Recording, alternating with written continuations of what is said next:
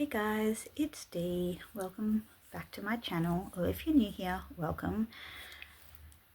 I am professionally diagnosed with DID, Dissociative Identity Disorder, and I also live with multiple chronic disabilities such as FND, Functional Neurological Disorder, POTS, fibromyalgia, chronic migraine, chronic fatigue, and triple PD, and I also have cancer. I'm a professionally qualified counsellor, and this is a channel dedicated to providing psychoeducation on mental health, DID, chronic disabilities, and just sharing our daily lives with these conditions.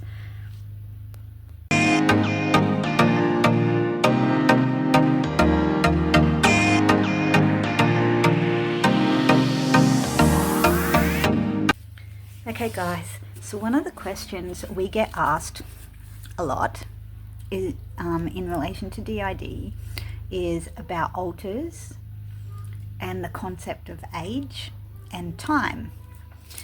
And my support workers, they ask excellent questions on these topics, and so I thought I would do a video and talk to you about it. So when it comes to, I guess, alters, parts, and the concept of age and time,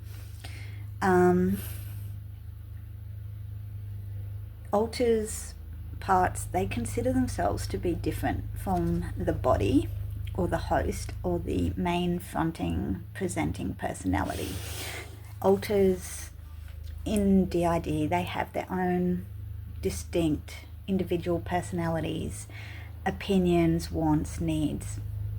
They're their own individuals and people. We all just share a body. So when it comes to age, a lot of alters or parts consider themselves to be a different age than the physical body.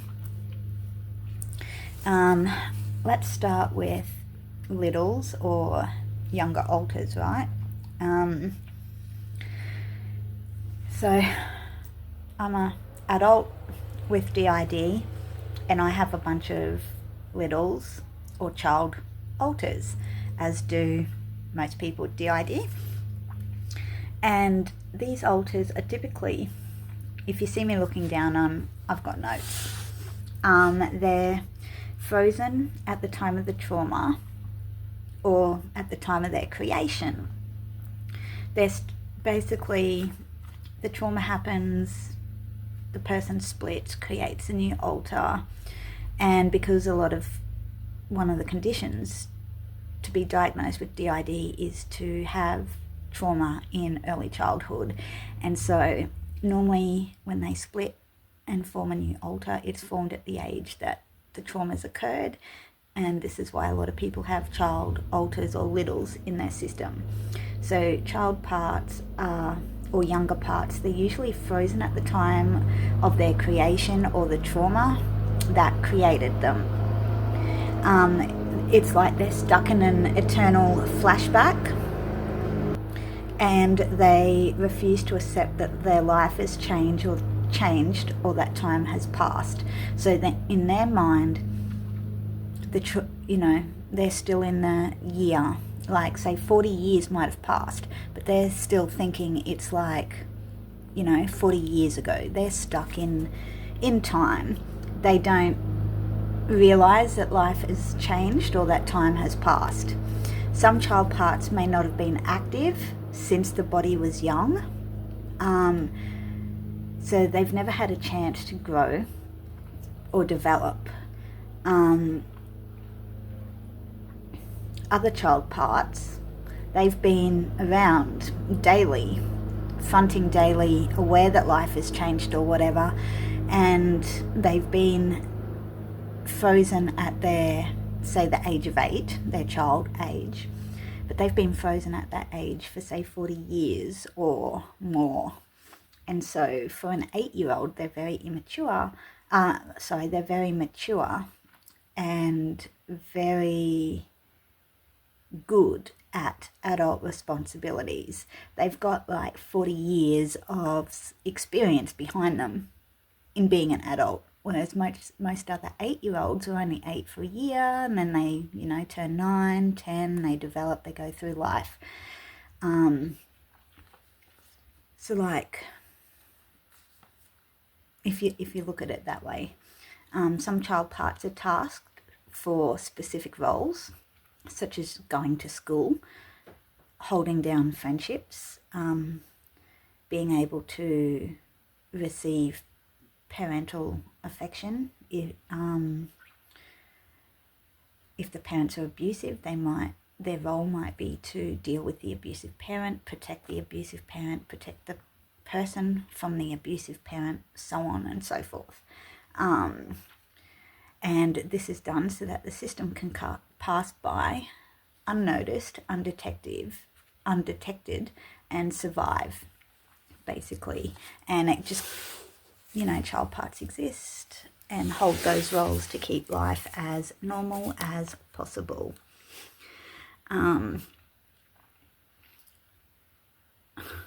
alters or parts may not be aware of others in the system, or they may not be aware of the system as a whole. They might just think they're one person and not even realise they have DID and others.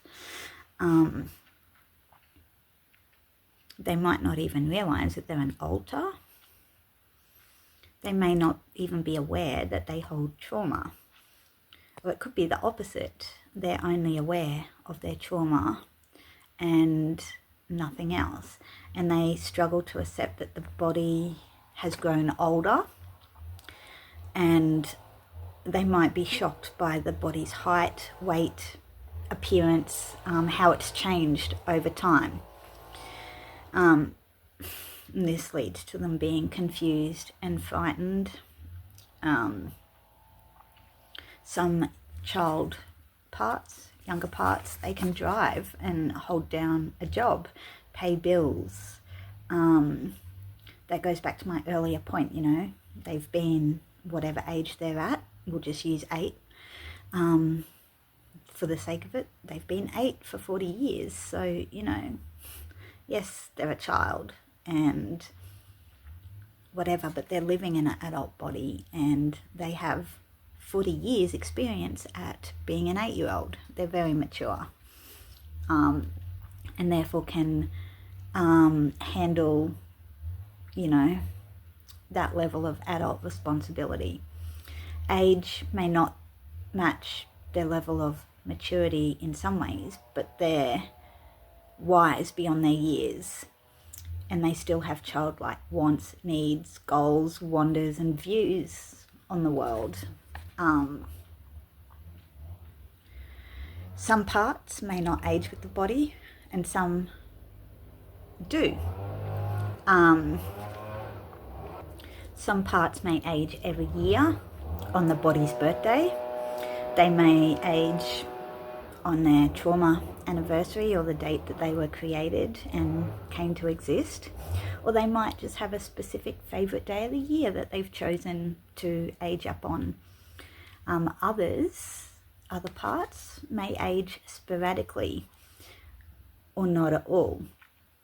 The ones that age sporadically, it's usually as they process their trauma or accept their current date, time and age of, I guess, reality. Or if they were created to be older than the body, then they might age sporadically. Each person with DID is unique. Their alters are unique. Their system is unique and is created in relation to their unique trauma and what they need to be able to survive life and get through life. Therefore, like, no two systems are the same, and therefore age and time is different to each and every system and each and every alter within that system.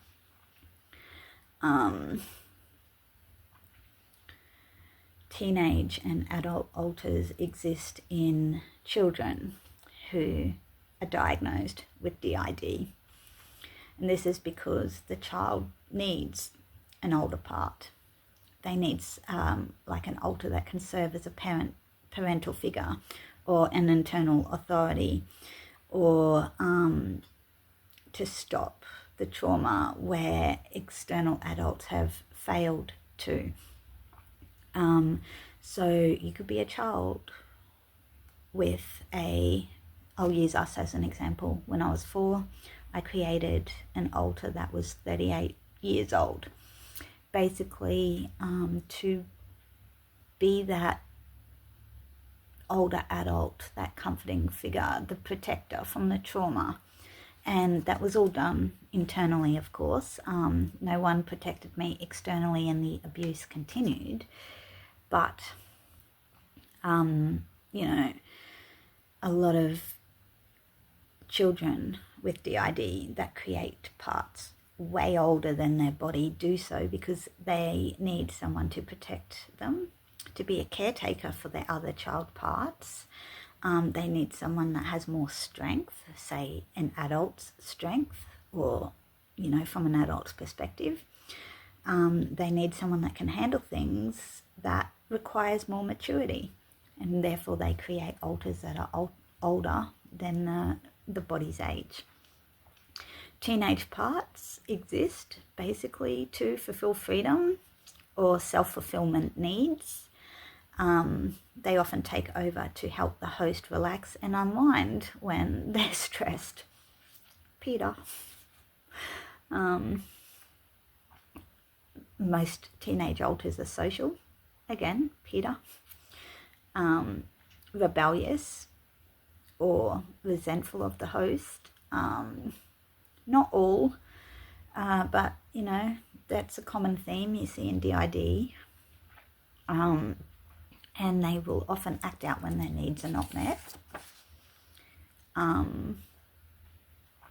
Other teenage alters may hold self-hatred, or can't say the word on YouTube, but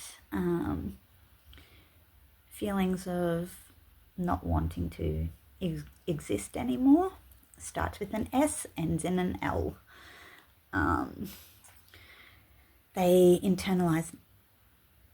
They hold negative internalized messages such as they're worthless, and they find aging distasteful, and so they remain as a teenager their whole existence, the whole life.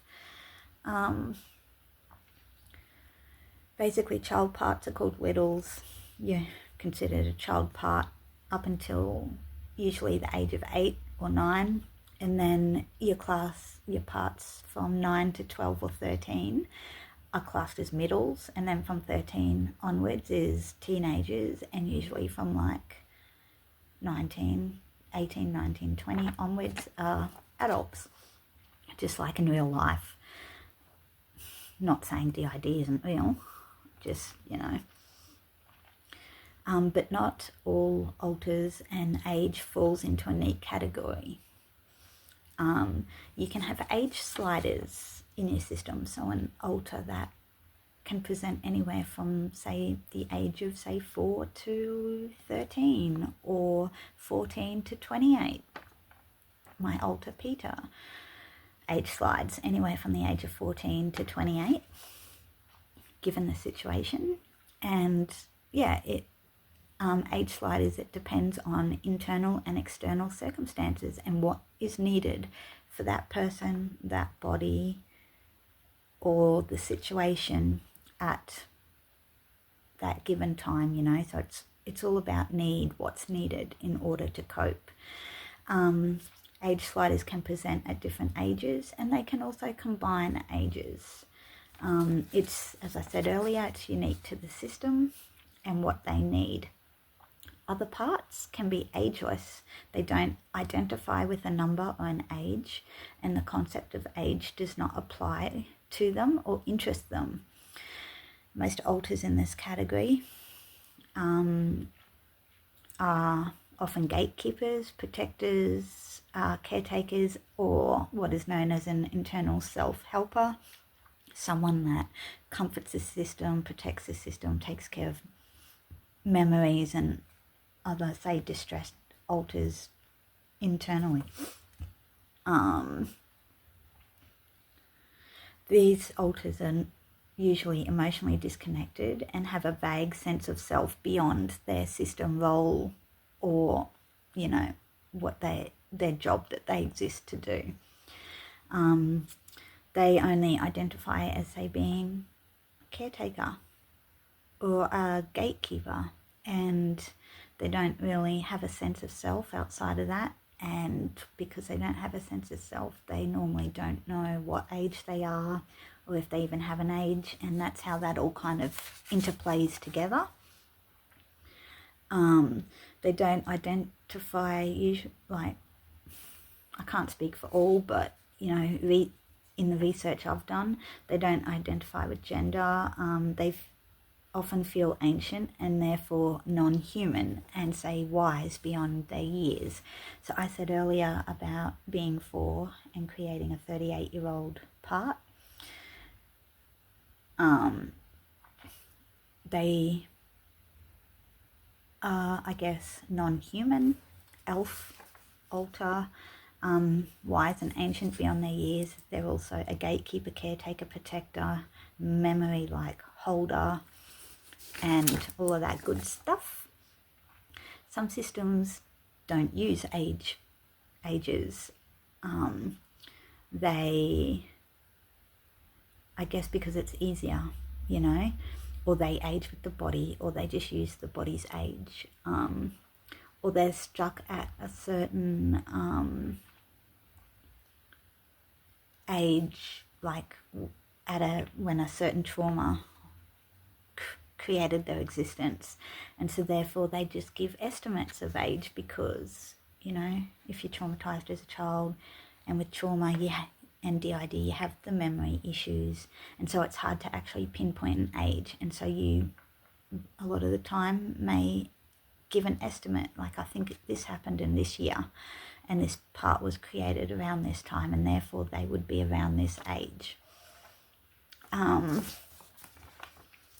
Basically, parts can age, but it's not linear or mandatory, and it's unique to each system and what the person needs.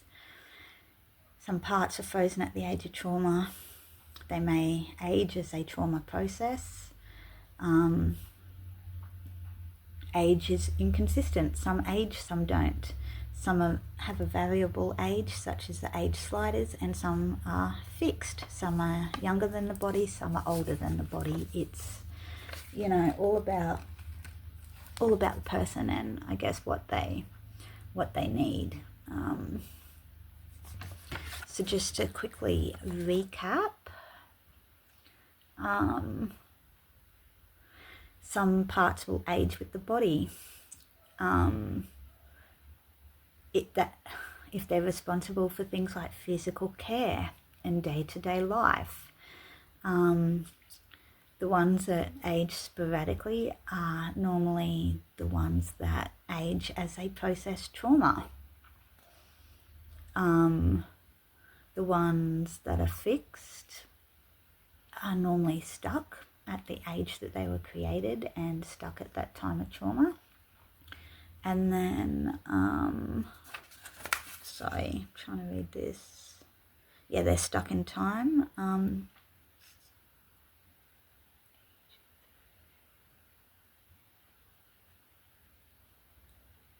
Yeah, I can't read that one. So it's important to consider the system's subjective experience. This is tied to, you know, the feelings, functions, and memories. As I said earlier, each system is unique, and it's all about what they need as to what is created or what the alters or parts present as, and how they function and interact with the world and time and age. You know, it is a trauma-based disorder, and things can change as people process the trauma in therapy.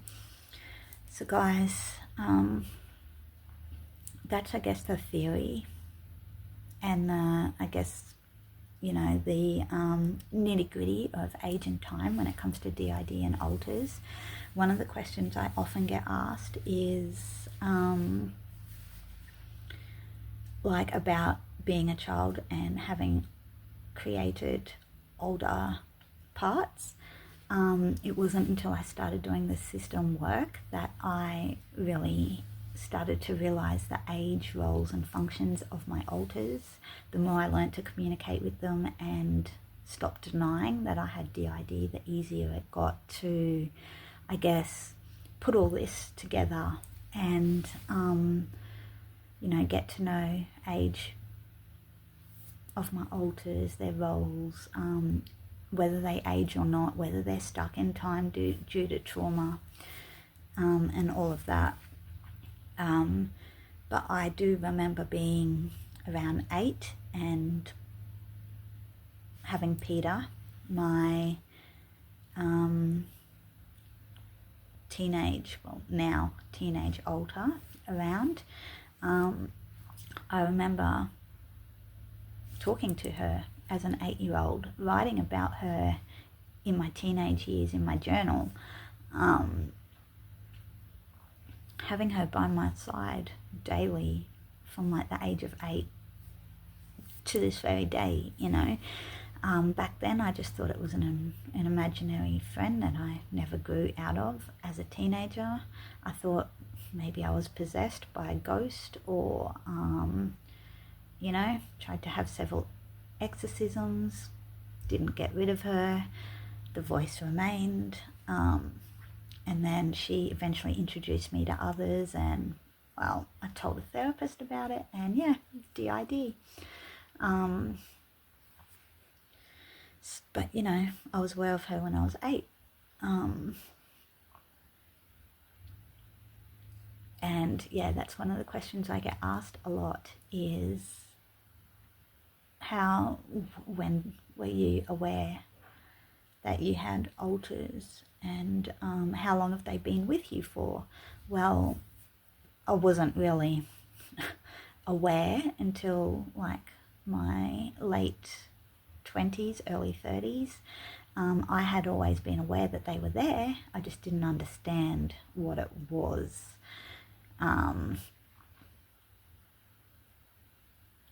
But yes, also like when you live life like that and that's what you're used to, you're not going to realize that it's out of the ordinary or that you're any different to any other person.